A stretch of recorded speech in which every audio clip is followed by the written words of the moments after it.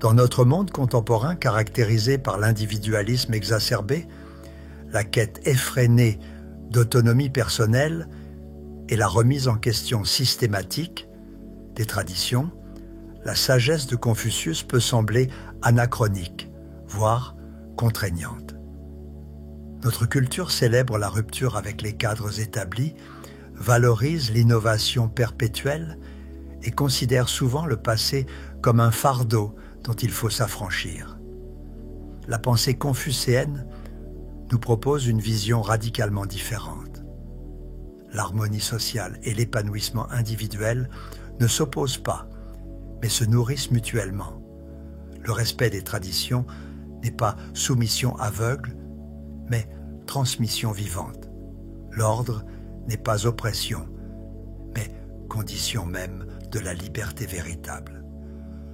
Comme il l'affirme dans les entretiens, le Niu, « Je transmets, mais ne crée pas. Je crois dans les anciens et les aime. » Cette transmission n'est pourtant jamais simple répétition, mais réinterprétation vivante adaptée aux défis de son temps. Au cœur de l'enseignement confucéen se trouve le concept de reine, souvent traduit par humanité ou bienveillance. Plus qu'une simple vertu parmi d'autres, le ren représente la qualité essentielle qui fait de nous des êtres pleinement humains. L'homme de bien pense au ren, l'homme de peu pense au confort, affirme Confucius. Cette humanité ne se réduit pas à un sentiment abstrait, mais s'incarne dans nos relations quotidiennes. Comme l'explique le maître, la bienveillance, c'est aimer les hommes. Cet amour n'est pas émotion passive, mais engagement actif qui demande culture constante et attention soutenue. Cette cultivation du ren trouve son expression concrète dans le principe de réciprocité formulé dans la célèbre règle d'or négative. Ne fais pas aux autres ce que tu ne voudrais pas qu'on te fasse. Si cette maxime peut sembler minimale, elle implique en réalité une exigence radicale, se mettre constamment à la place d'autrui, examiner chacune de nos actions à l'aune de ses répercussions sur les autres.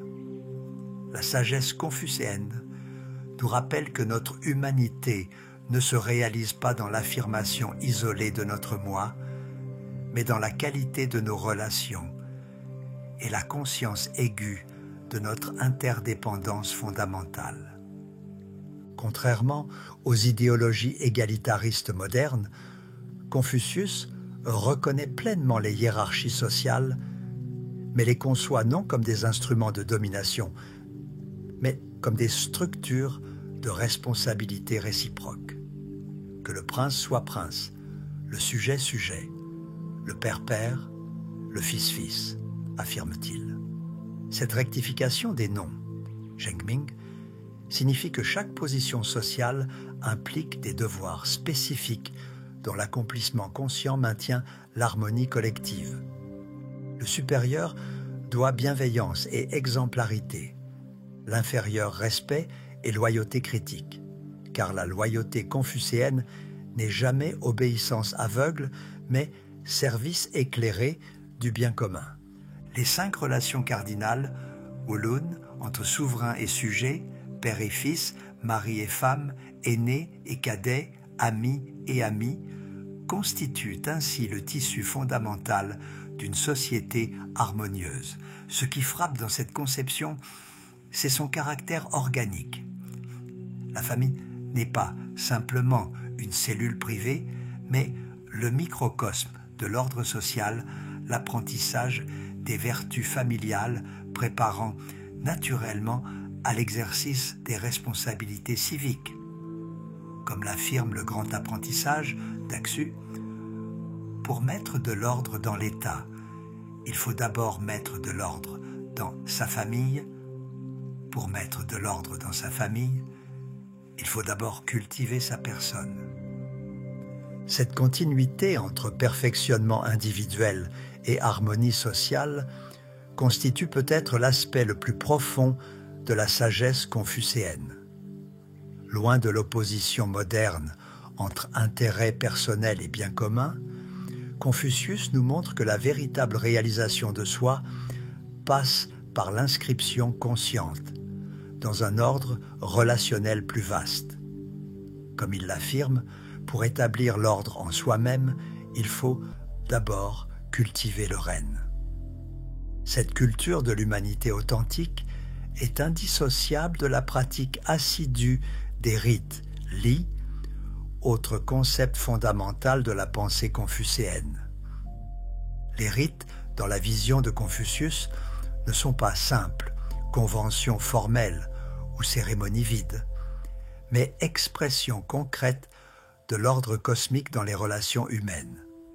Ils constituent un langage commun qui harmonise les comportements et manifeste l'attention respectueuse que nous accordons aux autres. Sans les rites, la politesse devient laborieuse, la prudence devient timidité, le courage devient insoumission, la franchise devient brutalité, observe le maître. Les rites sont ainsi cette médiation nécessaire qui transforme nos impulsions naturelles en comportements véritablement humains et culturellement signifiants. Cette importance accordée aux formes extérieures pourrait sembler superficielle à notre sensibilité moderne qui valorise l'authenticité spontanée contre la convention sociale. Mais Confucius nous invite à dépasser cette opposition simpliste. À 15 ans, je m'appliquais à l'étude. À 30 ans, mon caractère était formé. À 40 ans, je n'avais plus de perplexité. À 50 ans, je connaissais le décret du ciel. À 60 ans, je comprenais sans avoir besoin de réfléchir tout ce que mon oreille entendait.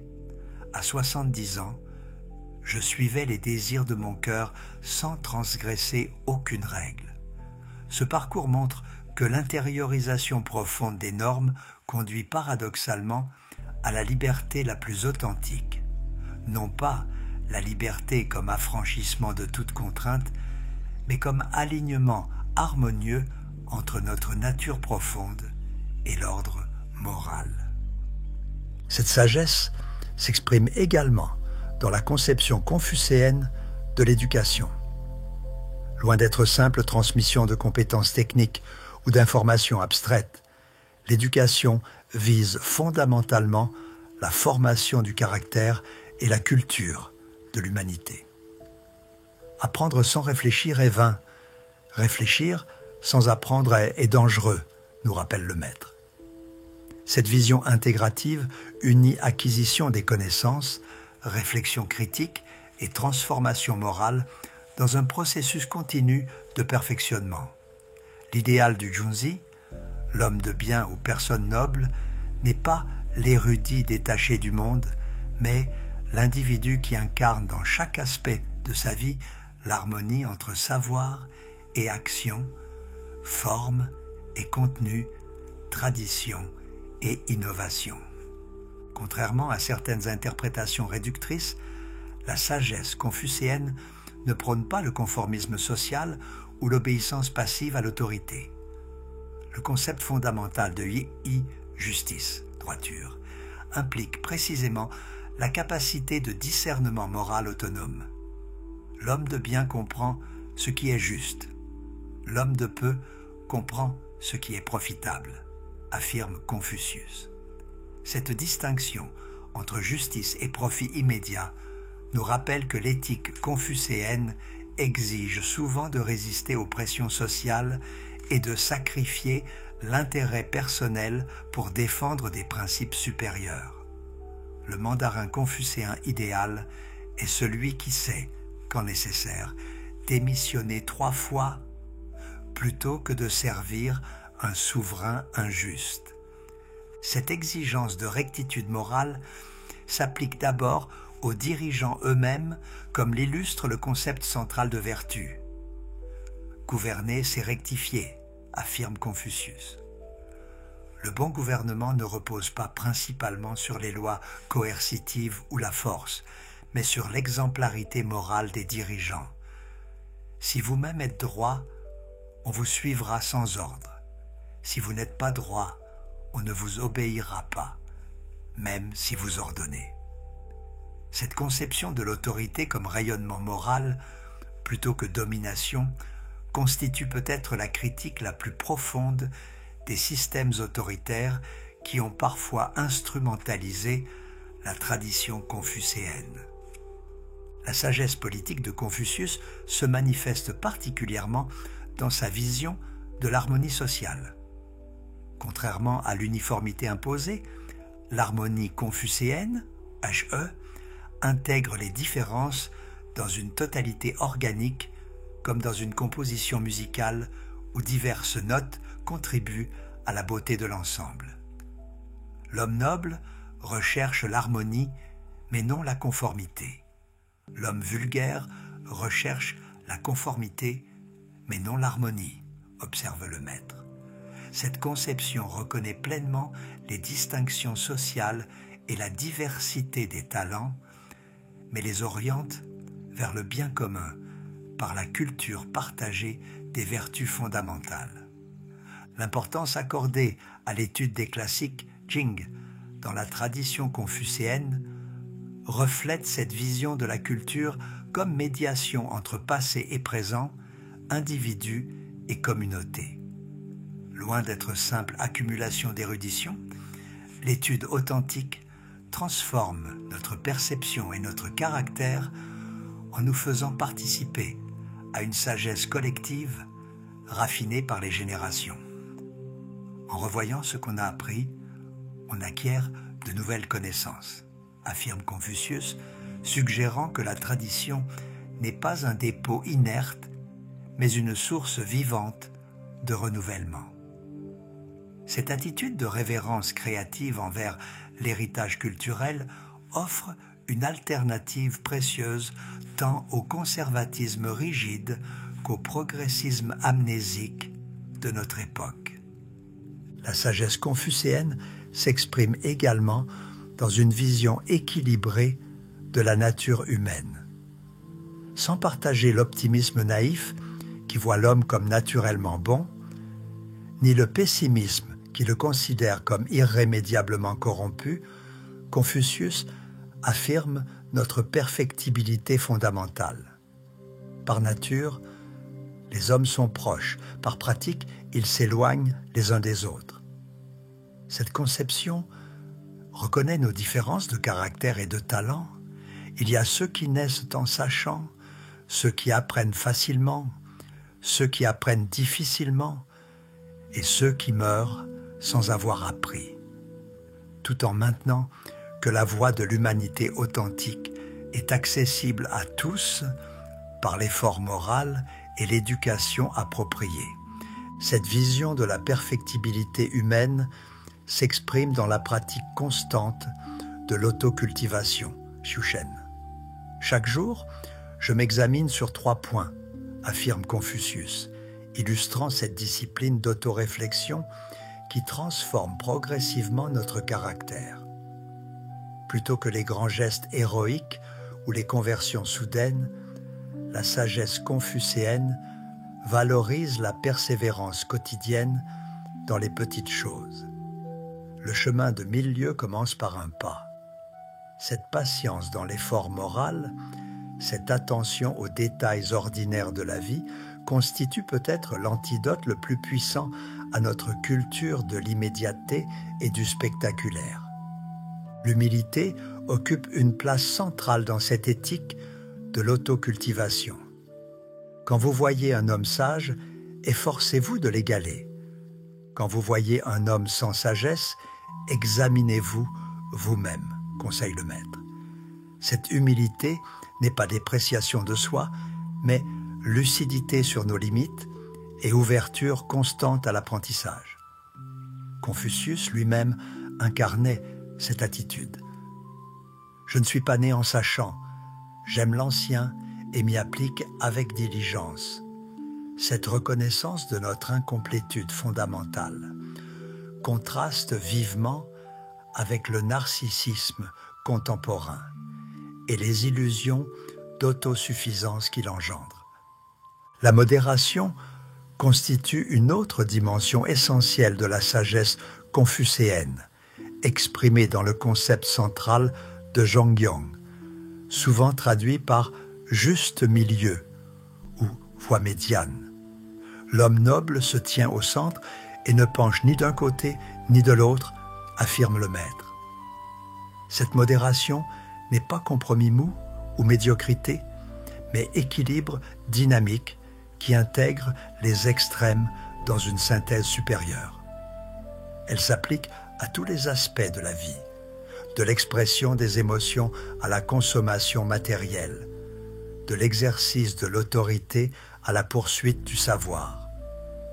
Cette éthique de la modération s'enracine dans une cosmologie où l'harmonie entre ciel, Tian, terre et humanité constitue l'ordre naturel. Contrairement aux visions qui opposent nature et culture, ou cosmos et moralité, Confucius voit l'ordre moral comme extension et perfectionnement de l'ordre naturel. À 50 ans, je connaissais le décret du ciel, affirme-t-il, suggérant cette correspondance profonde entre principes cosmiques et intelligence éthique.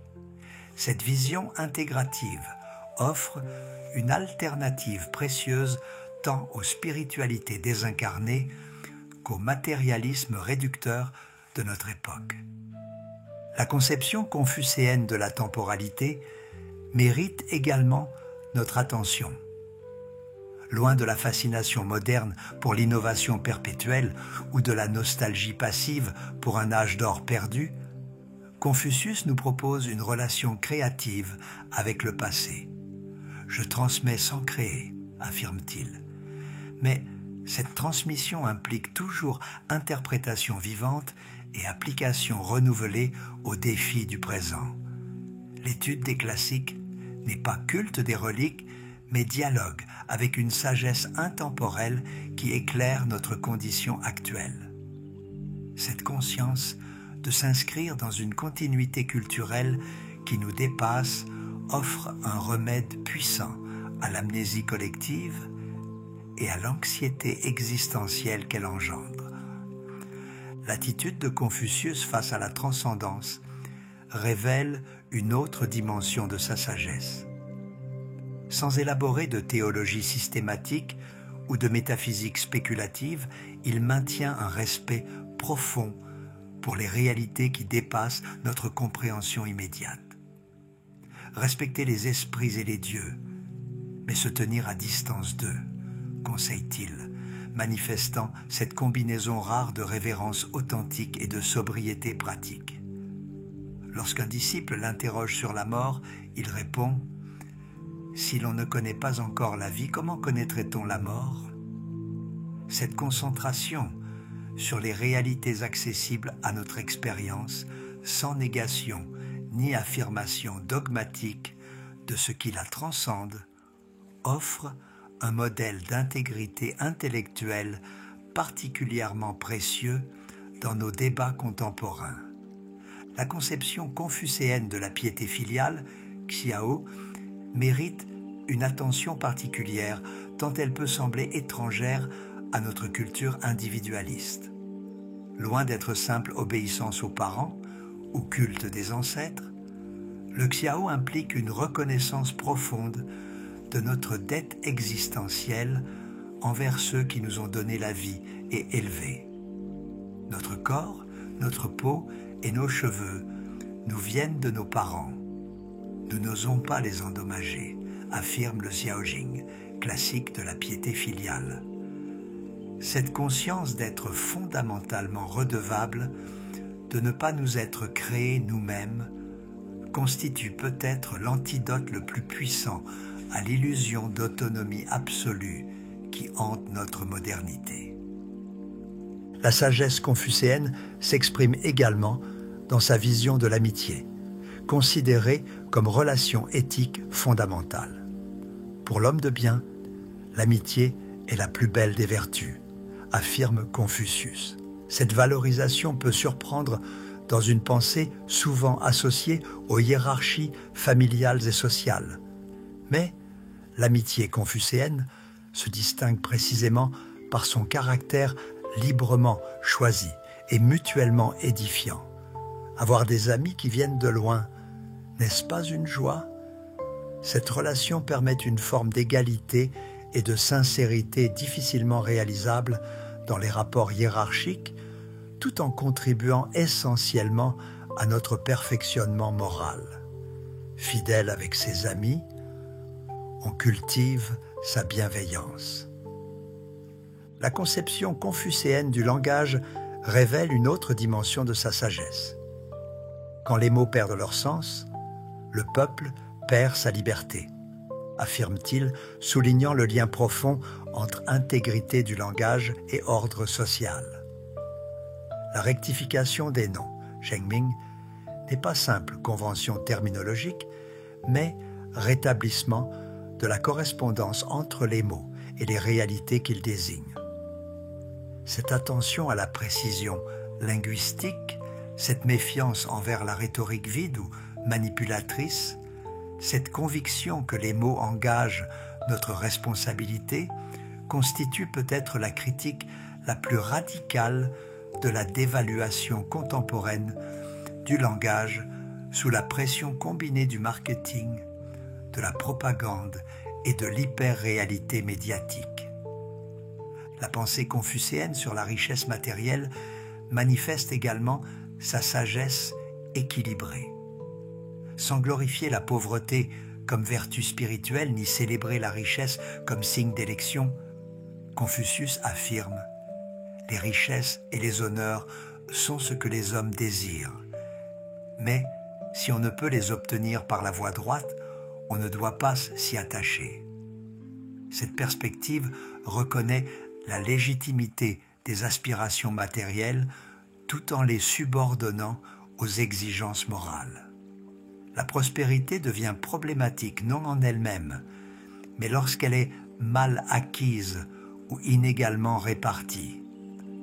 Je m'inquiète non de la pauvreté, mais de la mauvaise distribution. Cette préoccupation pour l'équité socio-économique s'inscrit dans une vision plus large du bien-être collectif. Dans un pays bien gouverné, la pauvreté est une honte. Dans un pays mal gouverné, la richesse est une honte, observe le maître. Cette conscience des dimensions politiques de la pauvreté contraste avec les discours qui la réduisent à une responsabilité purement individuelle. L'idéal confucéen de la grande harmonie, Platon, développé dans le Ligi, livre des rites, décrit une société où les ressources sont partagées équitablement, les talents valorisés indépendamment de l'origine sociale et les personnes vulnérables pleinement protégées, vision qui conserve toute sa force inspiratrice face aux inégalités contemporaines. L'attitude de Confucius face à la souffrance révèle une autre dimension de sa sagesse. Sans proposer d'explication théorique au mal ou promettre de compensation dans l'au-delà, il nous invite à transformer l'adversité en occasion de croissance morale. Seul celui qui a supporté les épreuves peut comprendre la vie. Cette perspective ne glorifie pas la souffrance en elle-même, mais reconnaît sa capacité à approfondir notre compréhension et notre compassion. Face aux épreuves personnelles comme aux injustices sociales, la réponse confucéenne n'est ni la résignation passive, ni la révolte violente, mais l'effort patient pour établir ou rétablir l'harmonie. Cette patience face au désordre du monde n'est pas indifférence, mais lucidité sur les rythmes lents du changement authentique. Il faut 3 ans pour transformer les mœurs, observe Confucius, contrastant avec notre attente moderne de solutions immédiates. Cette sagesse de la durée longue s'enracine dans la conviction que les transformations profondes commencent par le perfectionnement individuel qui inspire progressivement le changement collectif. Si un homme se corrige lui-même, quelles difficultés rencontrerait-il dans l'administration publique?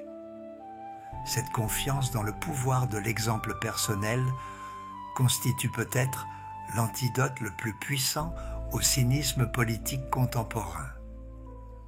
La conception confucéenne de la musique, Yue, illustre parfaitement l'intégration des dimensions esthétiques, éthiques et politiques dans sa vision. Loin d'être simple divertissement, la musique appropriée harmonise les émotions, raffine la sensibilité et favorise la concorde sociale. Pour connaître si un royaume est bien gouverné, écoutez sa musique, affirme le maître. Cette attention aux effets moraux et sociaux des arts contraste avec l'esthétisme moderne qui les isole de leurs implications éthiques, ou l'utilitarisme qui les réduit à leur valeur économique. La sensibilité confucéenne reconnaît que la beauté authentique n'est jamais séparée du bien et du vrai. L'importance accordée aux rituels funéraires dans la tradition confucéenne révèle une profonde sagesse face à la mortalité. Servir les morts comme on servirait les vivants, servir les absents comme on servirait les présents, recommande Confucius. Ces pratiques ne sont pas simples conventions sociales, mais reconnaissance concrète de notre dette envers ceux qui nous ont précédés et de la continuité qui nous relie par-delà la mort. Le deuil ritualisé permet d'exprimer la douleur de la perte, tout en l'inscrivant dans un cadre culturel qui lui donne sens et limite. Sagesse particulièrement précieuse face à la privatisation contemporaine de la mort et à la confusion émotionnelle qu'elle engendre. La conception confucéenne de la vieillesse manifeste également une sagesse remarquable, loin d'être redoutée comme déclin ou valorisée seulement pour l'expérience accumulée. La vieillesse représente potentiellement l'accomplissement du développement moral. À 70 ans, je suivais les désirs de mon cœur sans transgresser aucune règle. Cette vision de la maturité, comme harmonie entre spontanéité et sagesse, désir et vertu, offre un correctif puissant tant au culte de la jeunesse qu'aux visions purement déficitaires du vieillissement qui domine notre culture. La sagesse confucéenne s'exprime enfin dans sa vision du changement historique, sans adhérer au mythe du progrès linéaire, ni se réfugier dans un conservatisme rigide. Confucius reconnaît les cycles d'ordre et de désordre qui rythment l'histoire humaine. Face au bouleversement de son époque, il ne propose ni révolution utopique, ni restauration littérale du passé, mais renouvellement créatif des principes essentiels qui fondent l'harmonie sociale. Cette sagesse du changement dans la continuité, de l'innovation enracinée dans la tradition, offre une voie médiane particulièrement précieuse entre les idéologies révolutionnaires et les fondamentalismes réactionnaires qui polarisent notre monde. En définitive, la sagesse de Confucius nous invite à dépasser les fausses oppositions qui structurent souvent notre pensée moderne, entre individus et communauté, tradition et innovation, forme et contenu, raison et sentiment. Sa vision intégrative reconnaît que notre épanouissement personnel est inséparable de nos relations harmonieuses, que l'authenticité se cultive à travers les formes rituelles appropriées, que la continuité culturelle nourrit notre créativité, que la rectitude morale et l'efficacité pragmatique se renforcent mutuellement. Comme l'affirme le maître, l'homme de bien cherche l'harmonie, mais non la conformité. Cette sagesse de l'harmonie, non pas comme uniformité imposée, mais comme intégration dynamique des différences, offre peut-être la ressource la plus précieuse que la tradition confucéenne puisse apporter à notre monde fracturé.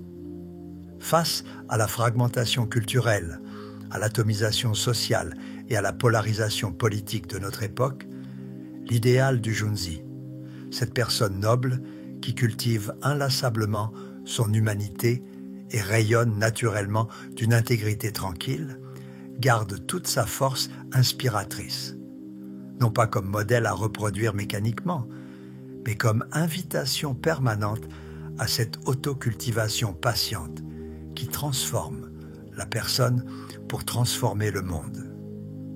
Dans l'Antiquité, ceux qui voulaient faire rayonner la vertu claire dans l'Empire commençaient par mettre de l'ordre dans leur propre principauté. Voulant mettre de l'ordre dans leur principauté, ils commençaient par régler leur propre maison. Voulant régler leur maison, ils commençaient par se cultiver eux-mêmes. Voulant se cultiver eux-mêmes, ils commençaient par rectifier leur cœur. Voulant rectifier leur cœur, ils commençaient par rendre sincères leurs pensées. Voulant rendre sincères leurs pensées, ils commençaient par développer leur connaissance. Cette vision du grand apprentissage d'Axu reste peut-être l'expression la plus parfaite de la sagesse confucéenne. Cette compréhension que la transformation authentique commence toujours par nous-mêmes, non dans l'isolement narcissique, mais dans la conscience aiguë de notre responsabilité envers la communauté humaine dont nous sommes inséparablement partie.